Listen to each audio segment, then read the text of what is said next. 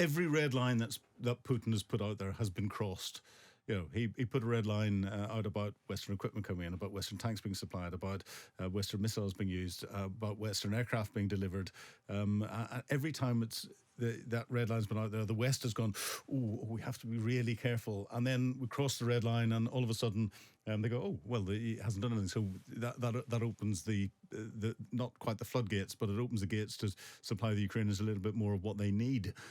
This is another red line that's been crossed. It appears like the pace of the Ukrainian advance has slowed in recent days. And that, in a way, makes sense because you'd expect them now to try and consolidate the land they've taken as opposed to push on into Russia further.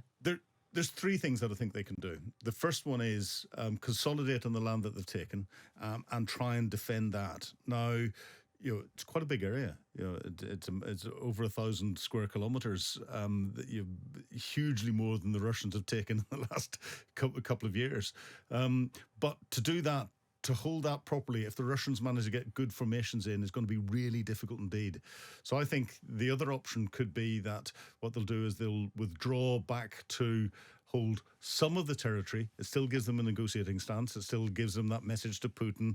And we have to remember Kursk region is quite interesting. There's a good percentage of the population there are what you could describe almost as ethnic Ukrainians. The Ukrainian is their first language. They speak that, and it would give President Zelensky a legitimacy if he said, "I'm looking after my people," the same way the Russians said that about Eastern Ukraine with the ethnic Russian speakers, and that would be a bit of a words play and playing off Putin with his own words. Or the other thing that they could do is they could withdraw completely. And come back into Ukrainian territory and then send the clear message out to the international community that we don't want to capture Russian territory. We want to show Putin that we can invade if we need to. We can therefore go in and take some to negotiate if you want to do territory swap, and we can take more than you can take, and we'll quite happily do that then. But it's saying to the international community, we don't want to do this. We just want to be able to defend our country, and therefore please take the restrictions off the use of the weapons that you're supplying so we can have a proper military effect on that. It wouldn't surprise me if they do that, because they haven't lost many troops and stuff at the moment from, again, the anecdotal reporting is all we're getting out from it. It's too early to tell which option they're going to take. Has it surprised you, the Russian response, and that they haven't been able to push back the Ukrainians more up to this point? Yes and no. Yes, because I expected the Russians to have had proper defences close to the borders, especially after the Belgorod raids, and have mobile reserves in a position where as soon as they get an indication of something happening, they can move that mobile reserve in to try and stabilise it and hold any invasion force back. That doesn't seem to exist.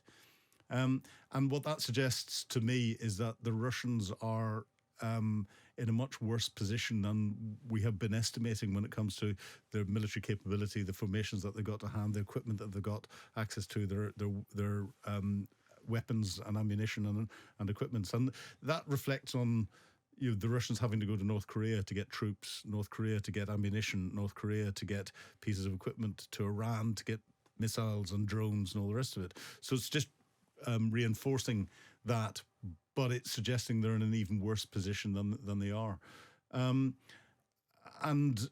Putin seems to be not responding in a direct way and seems to be floundering a little bit. He hasn't come out with a clear plan and articulated it. He seems to be sticking his head in the sand a little bit, which again surprises me that he hasn't taken charge and is suggesting that he doesn't know what way to turn. He doesn't know. He's been completely dislocated by the Ukrainian action, and it's caught him off guard and caught his inner circle off guard. I think we'll start to see, once the Russians have managed to stop the Ukrainians from advancing, or the Ukrainians decide to stop advancing, I think we'll see Putin starting to take some harsher actions, to try and push the Ukrainians back, but harsher actions in Moscow against those that he will have perceived as failing to protect his homeland. We'll come on to Putin in just a moment. Do you think it is feasible, Philip, that we may see further raids, incursions by the Ukrainians across different parts of the Russian border? I don't see it as impossible. The trouble is now they've done it. So the Russians are going to be going, where are they going to do it next? So you only get to try and create a surprise once. Now the Ukrainians have clearly probed. They probed in the Belgorod region a couple of times. That would have been sending a message potentially to the Russians that if the Ukrainians going to do that, they're going to do that there. So they might have put some more defensive capability there, and then you go in somewhere else. I don't think the Russians are very good at learning lessons and learning them very quickly. So I think they could do it again. There's nothing to stop them doing it again. But this is the one time for them to have that true success, because surprise is critical to it. Vladimir Putin, let's come on to him and his position. Is this the biggest threat to his power since the attempted mutiny led by Yevgeny Prigozhin last year?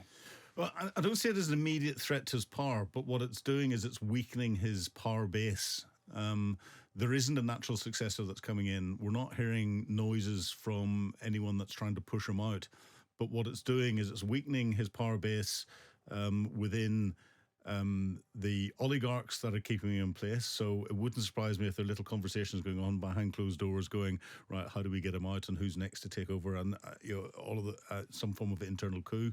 It's weakening his power base when it comes to the relationship that he's building up with the international community, that he's relying on for A, business, and B, military material support, so with China, with Iran, with North Korea and elsewhere. And China will be sort of sitting there, Xi Jinping will have his eyebrows raised going, okay, are my investments in Russia by supporting them tacitly, are they safe? What do I need to do? So it'll be reducing confidence in that, and confidence across the BRICS community that Russia's part of. And it's also raising doubts amongst the Russian people. The war has come into Russia, and the Russian people have been trying to put it out of their minds, going, no, this is somewhere else. This is Ukraine. Ukraine's brought it on themselves. We're trying to protect the poor Ukrainian people from these nasty NATO people that are clearly influencing them. But it's happening in Ukraine. It's not happening in Russia. No, it's happening in Russia. So we live in interesting times, I think. It also undermines Putin's brand that he tries to put about, which is that he is a winner. I was speaking the other day on Frontline to George Grills, the Times' defence correspondent. He was making the point Putin won't even go to visit the site of a flood in Russia or a terrorist atrocity, because it's associating himself with a disaster, with a tragedy, and he wants to be seen purely as a man who brings success and who brings victory. And until now, you could argue that Russia under Putin was more feared than at any point since the end of the Cold War. Mm-hmm. But now he's the person who's presided over the largest invasion of Russian territory since the Second World War. That is a massive failure. Oh, it is a massive failure. And it's the only invasion by a non-nuclear nation against a nuclear nation ever. And he has lost the ability to properly control the press and the messaging that's going out across Russia. So, it's put a big crack in that level of control. And with everything, it's all about getting cracks into different things and then exploiting those and trying to wiggle them and make them into fissures and make them bigger. The Ukrainians will be trying to do that as much as they possibly can. So it wouldn't surprise me if this is phase one of a number of different phases of other activities that they're going to deal with. So, if I were the Ukrainians, I'd consolidate somewhere in what I've got there. I'd then switch very quickly to Crimea and take the Kerch Bridge out again.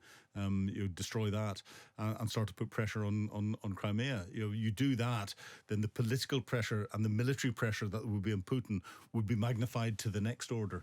I can't see the Ukrainians have you doing this in isolation. There is more to come, an awful lot more to come, and that'll be fascinating to watch. Is one of the most significant things to come out of this, Philip, the fact that the long-standing fear that Ukraine's Western allies have had, that if you take the fight too directly to Russia, either through long-range strikes or indeed through an incursion, an invasion, such as what we've seen from Ukraine in the past week, you risk escalation to the extent that potentially Putin uses tactical nuclear weapons. Now, we don't want to be complacent. Anything could happen. A cornered man is a dangerous man. Yeah. But it looks as if those threats from Putin are pretty empty as things stand. Well, every red line that Putin has put out there has been crossed. he put a red line out about Western equipment coming in, about Western tanks being supplied, about Western missiles being used, about Western aircraft being delivered.